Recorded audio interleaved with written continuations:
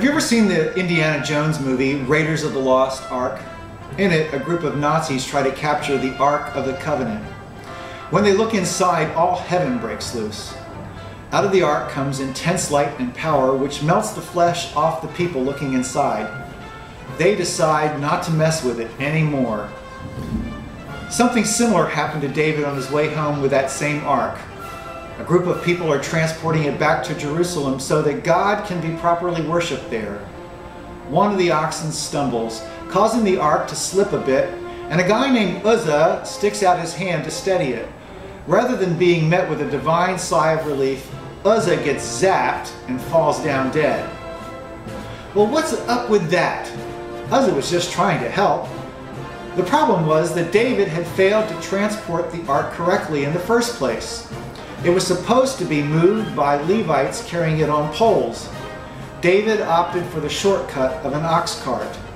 The reason Uzzah got zapped was that he dared to touch the ark in the same way he might grab hold of a common piece of luggage. And the ark was holy. Actually, the ark was the one place where God was more present than anywhere else in the world. Despite his good intentions, Uzzah was treating God with too much familiarity. When David saw what happened, he backed off entirely, convinced that getting too near the ark was a bad thing.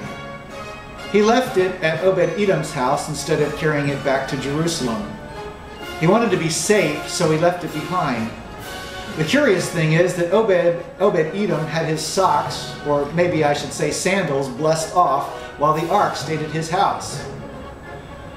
On the one hand, the presence of God is a dangerous thing. On the other, it's an amazing blessing. How do we sort this whole thing out? I think most people who hunger for God want to experience His presence. We want it to be real for us and are convinced that our lives would be so much better if we could feel Him close by, just as Obed-Edom did. However, God is a dangerous blessing in that He just can't be packaged and handled. When we really get into His presence, we may discover that He will ask us to do uncomfortable things and go into unknown places. We can't put a handle on Him and carry Him with us. Rather, He expects us to go with Him.